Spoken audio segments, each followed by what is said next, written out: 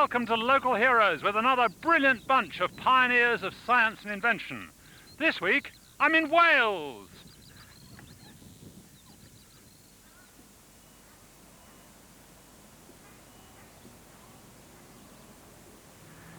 There are lots of things in this life that we take for granted. When I'm out on my bike, I usually assume that all the roads and the bridges have always been there, but of course every road and every bridge has to be designed and built by somebody. I've come here to Betws y Coed in the middle of Snowdonia to celebrate the man who built this, the Waterloo Bridge, and another 1,000 bridges and 1,000 miles of road in the most inhospitable parts of the country. His name was Thomas Telford. Thomas Telford was born in Dumfriesshire. He was apprenticed to a local stonemason. Then, with just a bundle of possessions, he moved to London to seek work as a surveyor and architect. By the 1790s, he was heavily into canals, and then he moved on to roads. In Telford's time, most of the roads in the country were really terrible. Indeed, if you wanted to get anywhere, it was usually much quicker to walk than to take any sort of carriage. He built more than 1,000 miles of road, many of them in the remote highlands of Scotland. But the worst job he ever tackled was here in North Wales on the way to Holyhead. He described it as the most dreadful horse path in Wales. And the official report to the House of Commons said there were terrible places with steep precipices and other places where the road flooded and it was impossible to get past. What I want to do is to rebuild this bog on scientific principles, and fortunately I have a bunch of helpers in the British Trust for Conservation Volunteers.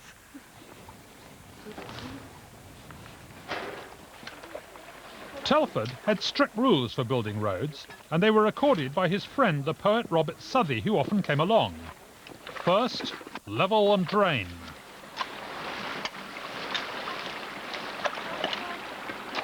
Second, like the Romans, lay a solid pavement of large stones, round end downwards, as close as they can be set. Third stage, a layer of stones about the size of walnuts are laid over them. Where do you want it, Brenda? Sort of about here? Yeah, it's about there, and just pull it back. Okay, and then pull them.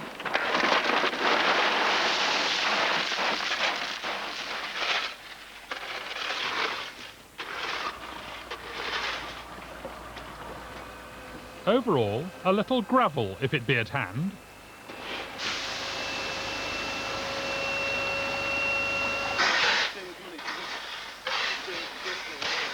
Spread the gravel evenly so that it fills the gaps between the larger stones and rain can't get in. Doesn't it? You can feel it. I feel it going. Like walking in Interesting. a sinking sand. Yeah, except that you don't go on down, it stops.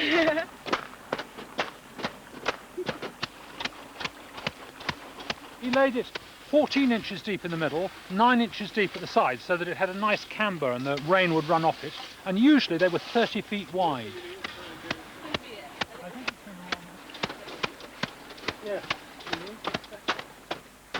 This morning it was a swamp. Now it's a smooth, beautiful road, thanks to Thomas Telford and the BTCV. The most remarkable piece of the road to Holyhead is between Betws y Coed and Bangor, the Nant Francon Pass. The country is dramatic and the hills are high, but Telford surveyed and planned this road so skillfully that the gradient is never steeper than 1 in 20. The road to Holyhead took 15 years of incessant labour. What is remarkable is that it was built in the early 1800s for horse-drawn coaches weighing perhaps a ton, yet it's still the main road 180 years later, the A5, built on the foundations Telford laid, carrying 30-ton juggernauts to Ireland. Telford also built more than 1,000 bridges, and the most impressive was to get to Anglesey across the Menai Straits, the longest in the world at the time. However, the Admiralty insisted the bridge must be high enough to let the largest ships sail below with masts erect, and he must never block the straits during construction. He chose a revolutionary method. On the 26th of April 1825, hundreds of people watched as the chain was floated underneath on a massive raft and then winched up on cables by 150 men heaving on capstans. When it reached the top of the tower, there was a colossal cheer, and 3 men walked to the other tower across the chain, only 9 inches wide.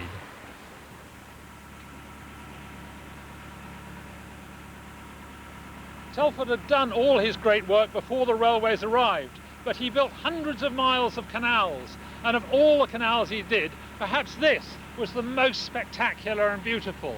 It's the Ellesmere Canal, and it's going here over the Pont Cysylltu Viaduct, 127 feet above the River Dee in northeast Wales.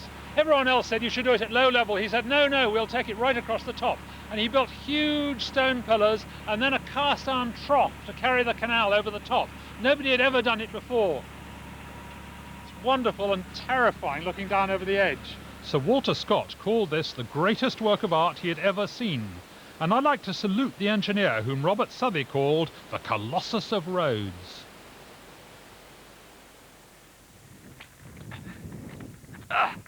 If we can believe everything my next hero claimed, he must have been about the greatest inventor of all time. He lived here on a mountain near Swansea, and his name was Harry Grindle Matthews. Matthews laid claim to all sorts of inventions. His aerophone or portable telephone was successfully demonstrated to the Queen in 1912. The papers thought we would all be using them and loved the idea that one day we might telephone from moving cars, planes, boats and trains. He was a pioneer of talking films, working out a method of putting sound simultaneously with pictures on the same film. He also designed a sky projector, which he hoped the police would buy to project pictures of wanted criminals onto the clouds. In 1934, Matthews wanted to find a really remote place to build a secret laboratory. So he got hold of a plane and he flew all over Wales looking for somewhere miles from anywhere and eventually settled on this mountain, Mynydd y Gwer. And he built himself a house, a little bungalow, Tor Clouth, and this was where he did his experiments. Of all the many things he claimed he'd invented, the most amazing is the death ray. He said that Goebbels was very interested and even came to visit him here to talk about it, that he could easily have sold it to the French government, but he was too patriotic. He claimed that with his death ray, he could ignite gunpowder, light a lamp, stop a motorcycle engine, and even kill a rat at 64 feet. The death ray was probably an intense electromagnetic beam, but it seems unlikely he could have got enough power in the 1920s. In the end, Matthews failed to sell it, and the death ray ended up as a prop in a movie. I don't know whether he was a genius or a charlatan, but in 1941, just before he died, he burned all his papers, so we'll probably never know the whole truth about the inventions of Harry Grindle Matthews.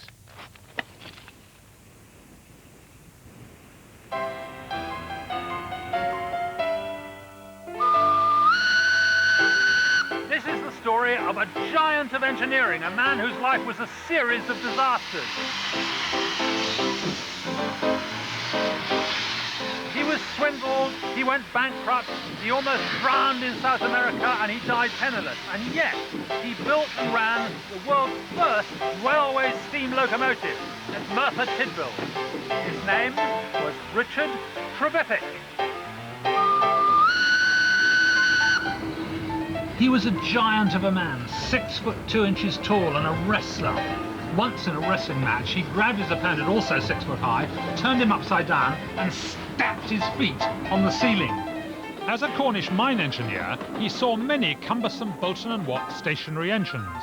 He had the brilliant idea of making lightweight engines using high-pressure steam. But like everyone else, he had to wait until Watt's patent ran out in 1800. The following year, on Christmas Eve 1801, he completed a working steam-powered road carriage. This is the Taff Valley, deep in the Welsh hills, out of which they used to dig iron ore and limestone and coal. Aberfan is just across the river there. Trevithick came here in 1803 to install some of his high-pressure steam engines at the Penydarren Iron Works. There were 3 ironworks in Merthyr Tydfil, and he watched them making pig iron and then transporting it down to the canal where they could take it to Cardiff, down at Abercynon.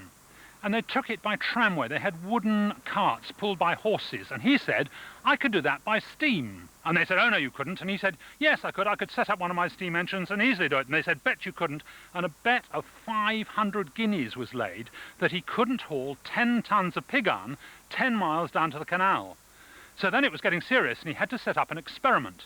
and it was carried out on the 21st of February 1804, and this was the very tramway where it was done, and you can see in the stones the grooves where the rails were laid. And here it is. This is a replica of that first Penydarren locomotive. Dave, have you got any steam for us? When you look at this magnificent machine, you see just how brilliant Trevithick was. This was the first ever railway loco, but it set the pattern for all the rest.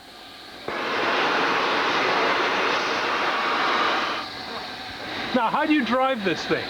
Well, standing in the wagon. Go on, show us. Sure. I'll stand here. On the day of the demonstration, Trevithick's locomotive carried 10 tons of iron, 5 wagons and 70 passengers, including the man who had bet against him, the full 9 3/4 miles of track, in a speedy 4 hours and 5 minutes. It was the first train journey in the world. Yet he didn't win the bet. That's wonderful. What, about 4 or 5 miles an hour? That's as fast as I want to go. Trevithick had produced a light, powerful engine, but he realised that the real problem isn't power, but traction. The loco can only pull the train if there's enough friction between its wheels and the rails. And to get the friction, Trevithick increased the weight of his loco to 5 tons. The cast-iron rails were designed for horse trams, and he broke lots of them, making the return journey by road. The wager was declared void. Trevithick tried to promote the locomotive, but was swindled and declared bankrupt. He tried to regain his fortune in South America mining silver. When he came home in 1827, he found that he'd missed out. George Stephenson had been hauling coal trains on the Stockton and Darlington Railway for 2 years. Everyone's heard of George Stephenson's rocket, but the world's first ever railway locomotive was run 25 years earlier at Merthyr Tydfil by Richard Trevithick. This is Tenby in the southwest corner of Wales. I've been here before. I came for my first ever seaside holiday when I was 3 years old. I've come to Tenby now to celebrate a brilliant teacher of mathematics, the man who introduced algebra to this country, who wrote the first books in English about geometry and arithmetic, and invented the equals sign. His name was Robert Record. Robert Record was born in Tenby in 1510. His dad was the 120th mayor of the town. Although he was controller of the Mint in Bristol and physician to Edward VI, what I really like about Robert Record are his maths books. Record wrote 4 books about mathematics and one about medicine. He called that one the Urinal of Physic, but I'm not going to talk about that. This was the first. Look at this, The Ground of Arts, teaching the perfect work and practice of arithmetic. I need a bit of that. And this was an absolutely brilliant book. It went through more than 50 editions. Indeed, it was the best book about arithmetic for 150 years. And you can see why if you look at it. I have to be very careful because it's so old and the pages are so thin. But here we are. Addition. And he has a whole page just telling you how to add up. Wonderfully, wonderfully simple. And in case you're not sure about which are the important points to look out for, he gives you pointers, literally. Look at this, little pointing fingers. Look at this first. Really helpful there. And then, here we have a multiplication table. Now look at this. 2 2s are 4. 3 3s are 9. 5 4s are 20. It may look like any old multiplication table, but this was the first time it had ever been done in a book in English. It was fantastically exciting. People really wanted this stuff. And he was a bit worried that people might be put off by these rather sort of heavy things, so he wrote the whole books as dialogue between the master and the pupil. And he often included puzzles for them, so that, you know, the whole thing would be enlivened. And here is my favourite one. There are dozens and dozens of these puzzles. My favourite one is about spices. A merchant being minded to make a bargain for spices in a mixed mass. I hope you've got your pencil and paper ready. In a mixed mass, that is to say, of cloves, nutmeg, saffron, pepper, ginger and almonds, the cloves being at 6 shillings, saffron at 10 shillings, pepper at 3 shillings, ginger at 2 shillings and almonds at 1 shilling, now would... It's quite complicated, this Gothic bit, but I think what he says is if he spent £300 altogether, how much of each would he have? Well, while you're thinking about that, just have a look at this. Is a real treat. The Whetstone of Wit published his last book in 1557, and there's a great poem here that says most stones aren't worth anything at all, but the whetstone sharpens your wits. That's the point of this title. And it's here that he introduces the equal sign. Look at this. And to avoid the tedious repetition of these words, is equal to, I will set, as I do so often in work use, a pair of parallels or gemo lines. Gemo, we think, means equal twins, like Gemini, Gemini. Gemo lines of one length thus, because no two things can be more equal. And so that is the first time the equal sign was ever used.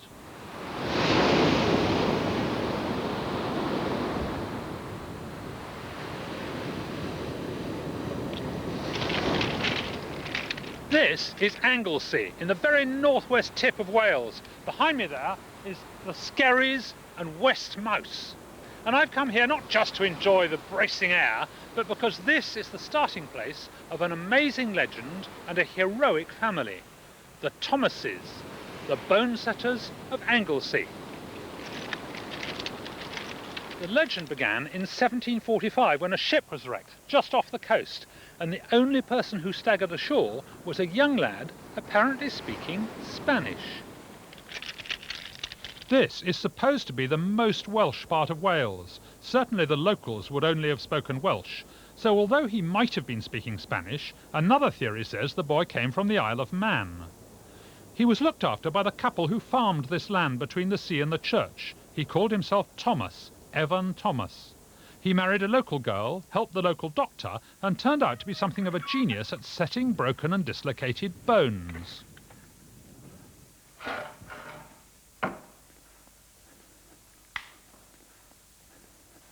There's a wonderful memorial here in the church in Llanfair and Hornwy. Here, up on the wall.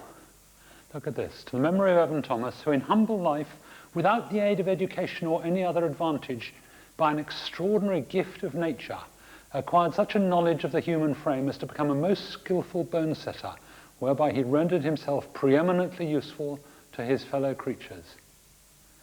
Isn't that wonderful? Incredibly, this amazing skill passed through 4 generations of Thomases. At first, bone setting was done in their spare time, but by the time the last member of the dynasty, Hugh Owen Thomas, was born here at Boderdurn, the establishment doctors had turned against them. He was sent to Pucker Medical School in Edinburgh so that no one could accuse him of being a quack. Hugh was a little man and wore a cap pulled over one eye to hide an old injury. Although he was very successful and effectively founded orthopaedic surgery, he was a natural outsider and never became part of the medical establishment. He worked out all his own methods of treating fractures and injuries to bones and joints. Often they were pretty violent, needing up to 10 strong men to relocate a shoulder, and he never used anaesthetics, but his patients loved him. He smoked all the time. He claimed this was what had saved him from catching cholera in the great epidemic. But I want to experience firsthand his outstanding invention, the Thomas Splint.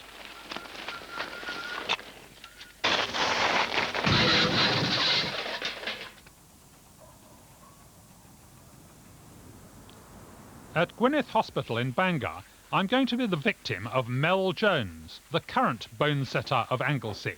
Do you do this often? Fairly frequently. We treat children who have fractures of the femur with a Thomas splint. What's the next stage? Now we've got the traction kit on.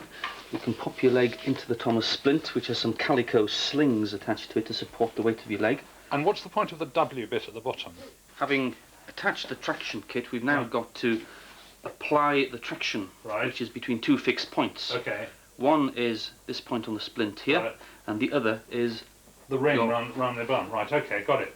And therefore, by tying the string tight, you should feel tension on the system. I'm getting taller by the minute.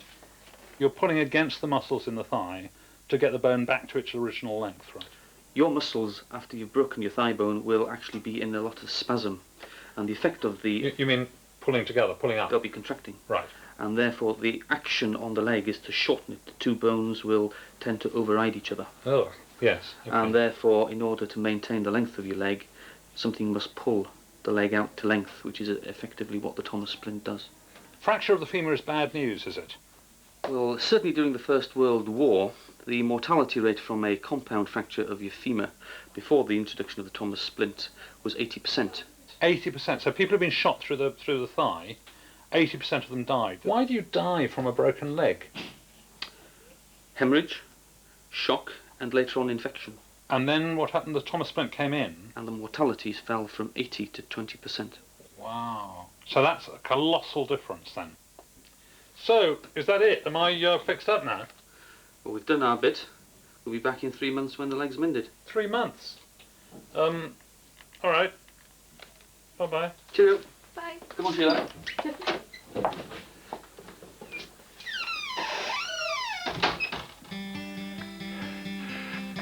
With my legs in perfect condition, I'm heading into Llantrisant, where my next hero lit a torch of controversy.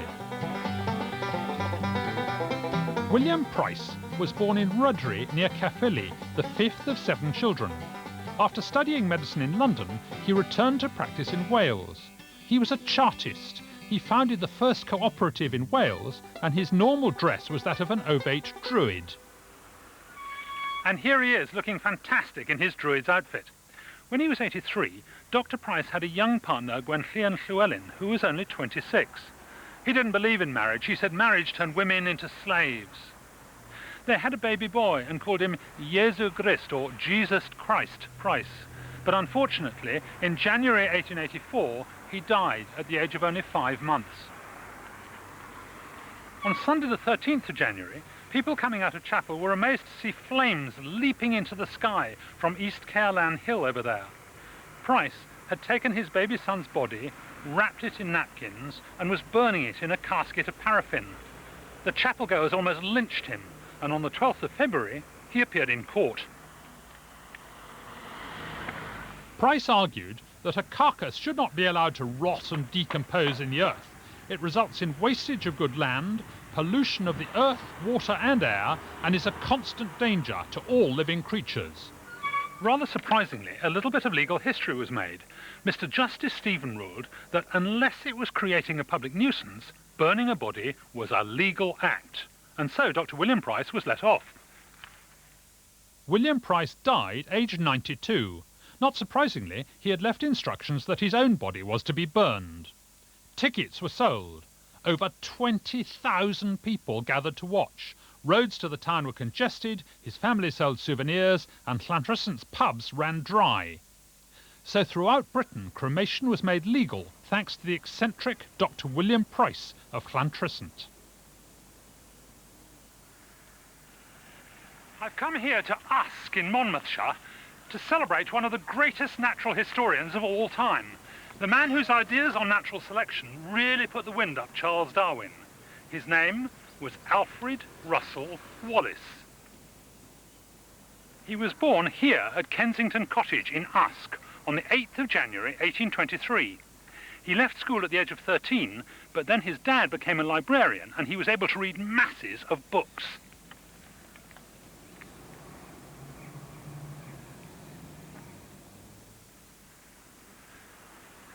He learned the craft of surveying. He was apprenticed for a while to a watchmaker and he tried teaching, but like his father, he wasn't much good at sticking to jobs. What he did enjoy was collecting things. First plants which he dried and kept in a herbarium, and then butterflies and beetles. Later on, he set up a small family firm for building and surveying in Neath. The family lived in a house by Llantwit Church with access to the canal and the river. Alf's brother was a joiner, and he made a little boat because their house was right by the canal. It was like a sort of coracle, but it was a bit tippy. Anyway, Alf took his mum up for a shopping trip in Swansea, just a few miles away. Unfortunately, on the way back, she fended off a low-flying bridge and fell in, tipping the whole boat up. And after that, she vowed she'd never go in the boat again. Alfred wasn't so easily put off, because on the 20th of April 1848, he sailed from Liverpool with his friend Henry Bates, and they set off up the Amazon to investigate the wildlife. After 4 years in Brazil, he sailed for home with all his specimens and also some parrots, parakeets, monkeys and a wild dog. A few days later, the ship caught fire and he lost everything. He was lucky to be picked up after only 10 days in his open boat. Within a couple of years, he was off again to the Far East, to Malaya and Indonesia and Borneo, again collecting butterflies and beetles and looking at plants and wondering about the animals, and in particular, how well they were suited to their environment where they were living. And this was odd because species were supposed to be fixed, unchanging. So how could they be so well adapted when the conditions were changing all the time? And where did species come from anyway? And then the answer came to him. February 1858. He was lying in bed suffering from intermittent fever. He was in the Moluccas, a bunch of islands in Indonesia. And he remembered reading a book by Thomas Malthus 20 years before. And Malthus had said that human populations would expand as long as the food allowed them. And Wallace realised the same must apply to animals. Suppose you had a couple of rabbits and masses of food, then within a year or so there'd be loads of rabbits, they'd have lots of babies. And of course the same would apply the following year. If there was unlimited food, then you'd have millions of rabbits, and within a few years the whole world would be feet deep in rabbits. But luckily the supply of food is limited and there are predators. Now that explains why the number of rabbits doesn't increase all the time, but Wallace in his fevered state wondered which animals survive. And he realised it must be the ones that are most suited to their environments. For example, among these rabbits it might be the fastest ones, the ones out in front that the predators don't catch. Or it might be the ones hidden in the undergrowth that the predators don't see. And because those are the ones that survive, then the next year they will be the ones that breed, and maybe their babies might be a little bit better at running or a little bit better at hiding. And over hundreds of generations, the variations will increase until the rabbits get definitely better at living in this environment. But in a different environment, on the other side of the island, on the beach, say, there'd be different variations. And so the two groups of rabbits would get further and further apart and eventually might form a new species. He was terribly excited about this, and as soon as he was well enough, he sat down and wrote an enormous letter to his friend Charles Darwin in England and explained it all and said, did he think he could show it to Sir Charles Lyell and might it be suitable for publication? To Darwin it came as an absolute bombshell because he'd had exactly the same idea 20 years earlier but had never published it. Lyell knew about it and had tried to persuade him to publish it, and now they were faced with a dilemma. So Lyell said, well, why don't we publish both sets of papers together, your original ideas and Wallace's new paper? And that's what they did. They went in as a joint submission to the Linnean Society in October 1858. And in the following year, Charles Darwin published one of the most famous science books of all time on the origin of species. But the first public mention of the survival of the fittest and the goad that pushed Darwin into publishing his great book was that letter of 1858 from Alfred Russel Wallace. Sorry, that's all the heroes for this week. See you next time. And that'll be at the same time next week, 8 o'clock. Next tonight on BBC Two, University Challenge.